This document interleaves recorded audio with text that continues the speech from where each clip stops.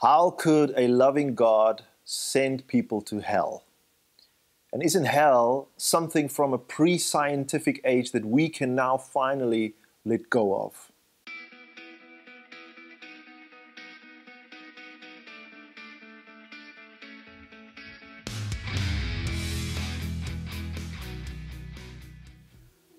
Hell is a hard teaching of Jesus. The idea that some people are eternally judged for sin is something that so many of us find offensive and repulsive. But I think it's important to note that this is an especially difficult problem for Western people. Not so much for people in other countries oftentimes. In Africa, where I grew up, for example, or in parts of East Asia where I lived, the idea of God judging sin is normal and oftentimes welcome. This is, after all, what gods do. People in those countries might read a different portion of the Bible where Jesus says, for example, you should forgive your enemies, you should turn the other cheek, and they would find that very offensive and repulsive. For us in the West, it's the other way around, right? We like those passages where it talks about forgiving your enemies because we want to be peace-loving, we want to be tolerant, and we struggle with the concept of judgment and of God judging sin. But you see how these are cultural objections.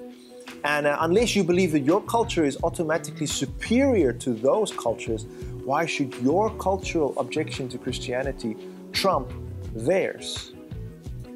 Another thing to keep in mind when it comes to the issue of hell is I think hell is especially difficult for people like me and maybe people like you who've lived relatively safe and comfortable lives, never experienced war or genocide.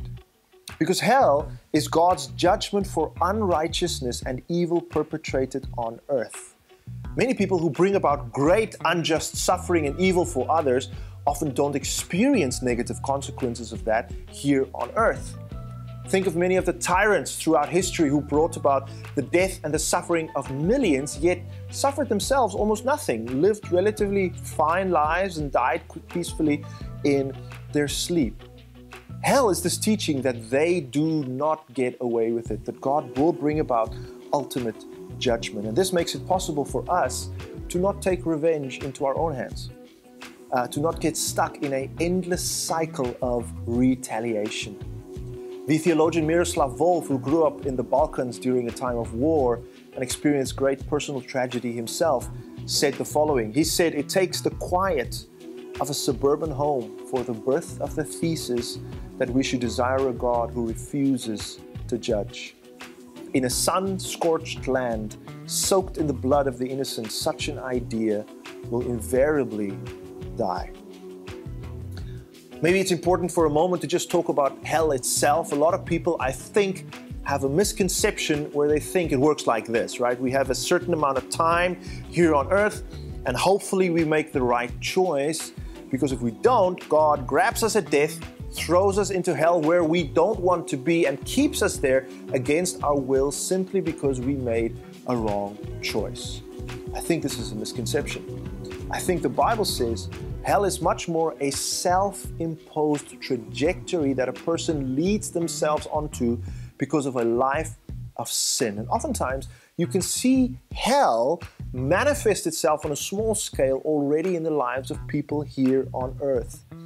Think of people who are stuck, entangled in a web of sin. Maybe someone who's addicted to drugs or pornography, who's in an endless cycle of bitterness or jealousy or anxiety. People like this can often experience a daily form of hell. And as you get older and you remain stuck in this lifestyle, it becomes, I think, very difficult to not keep on justifying yourself and your behavior, to become prideful and resentful, convinced that everyone else is wrong, everyone's an idiot, including God, and to isolate yourself and separate yourself from others. That is what rejecting God does. That is what embracing habitual sin over the long term does. And I think this is what leads to hell, where at the end of your life, God essentially turns to you and says, your will, thy will be done. You wish to be alone and separated from me, and your wish will be granted.